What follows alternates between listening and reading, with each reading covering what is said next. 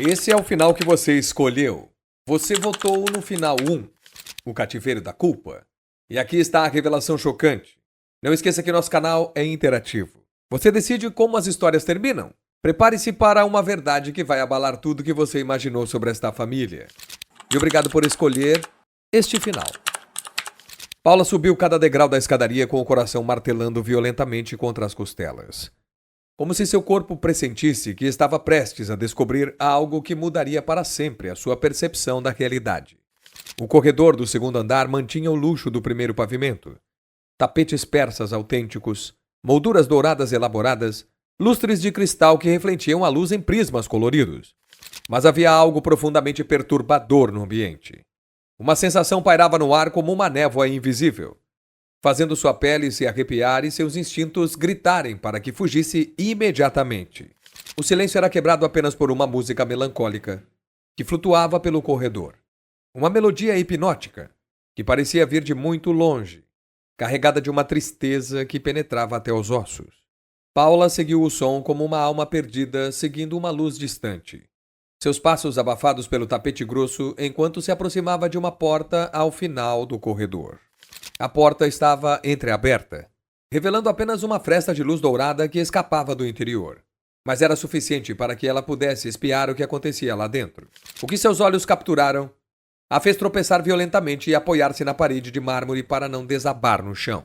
Uma jovem mulher estava sentada diante de uma janela, que havia sido completamente lacrada com tábuas de madeira e cortinas escuras, eliminando qualquer possibilidade de ver o mundo lá fora. Era claramente Isabela. A mesma Isabela das pinturas que Paula havia visto no primeiro andar, só que não a pequena menina que as telas retratavam. Esta era uma mulher com traços que revelavam uma beleza natural obscurecida por anos de isolamento e sofrimento. Isabela pintava, com movimentos obsessivos e mecânicos, criando repetidamente o mesmo autorretrato, com uma precisão perturbadora.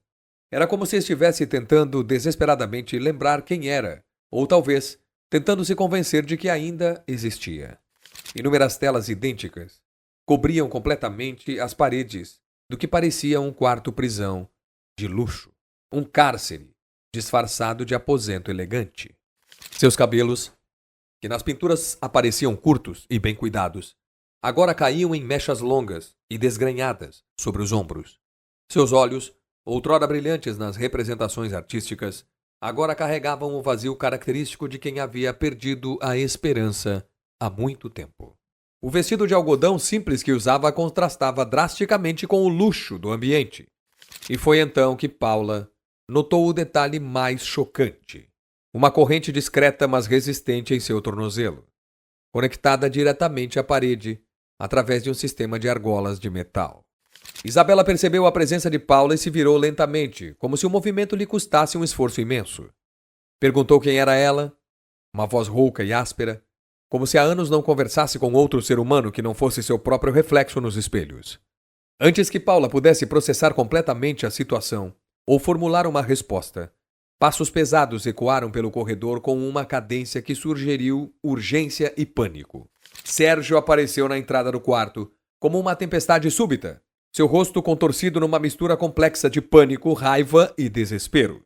Questionou agressivamente o que Paula estava fazendo ali, mas sua voz carregava mais desespero do que verdadeiramente uma ameaça, como se estivesse mais apavorado com as consequências daquela descoberta do que propriamente furioso. Paula perguntou se aquela mulher era sua filha Isabela, e qual o motivo de estar sendo mantida acorrentada ali, confrontando Sérgio do porquê mentiu.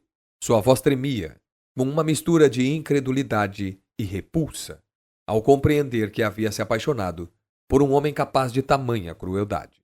Sérgio entrou completamente no quarto. Fechou a porta pesada atrás de si, com um clique que soou como uma sentença final. Sua postura era de um homem completamente derrotado.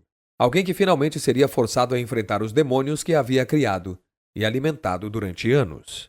Com a voz quebrada pela emoção acumulada, Sérgio começou a revelar a verdade que havia escondido de todos, inclusive de si mesmo. Explicou que Paula não conseguia compreender a profundidade de sua dor, e Isabela havia sido responsável pela morte de Sílvia durante o parto, que havia tirado a vida da mulher que ele amava mais que qualquer coisa no mundo. Isabela continuava pintando durante toda a confissão, seus movimentos automáticos e repetitivos, como se a conversa não existisse para ela. A cada pincelada, cantarolava como se ela fosse a única pessoa naquele ambiente. Paula sentiu uma onda de náusea tomar conta do seu estômago, ao perceber a crueldade sistemática da situação. Sérgio explodiu numa tempestade de emoções reprimidas, lágrimas escorrendo livremente por seu rosto, enquanto explicava que a filha havia perdido a alegria de viver. Já havia comentado que queria deixar esse mundo. Como pai, percebeu que algo estava errado. Tentou levá-la aos melhores psiquiatras, clínicas especializadas, remédios. Nada mudou.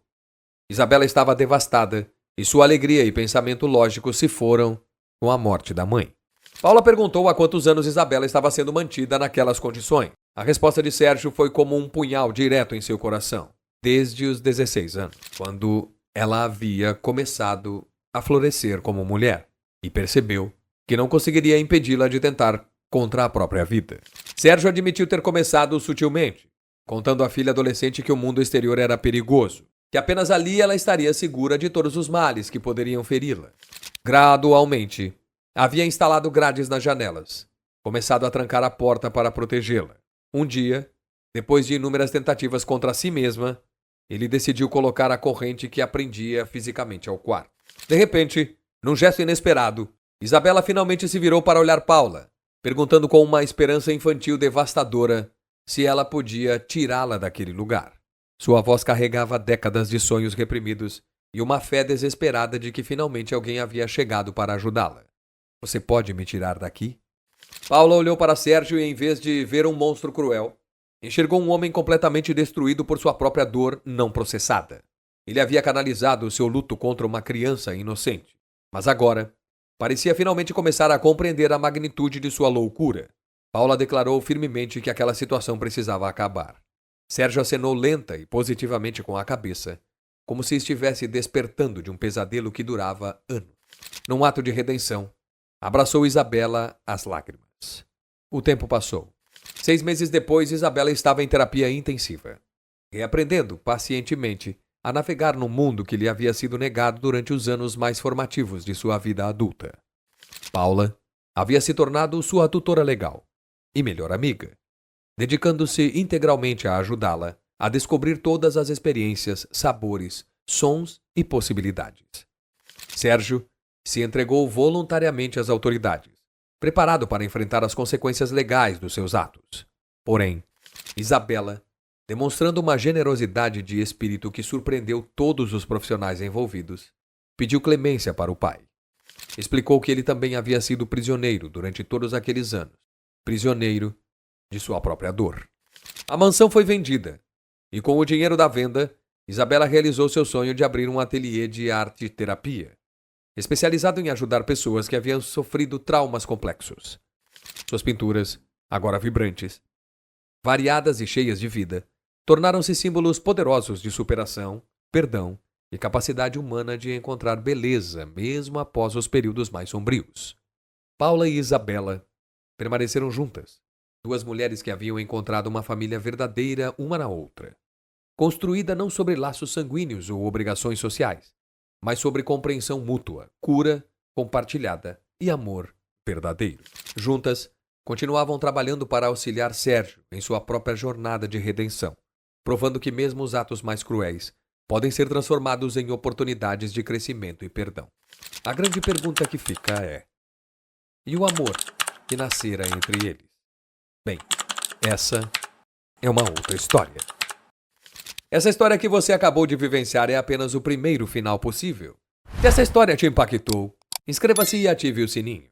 Gostou das nossas histórias interativas? Temos outras esperando por você. Deixe seu like se essa história mexeu com suas emoções. E obrigado! Não perca nenhuma das nossas narrativas que fazem você escolher o destino dos personagens. Comente, você perdoaria o pai? E qual história você quer ver daqui pra frente?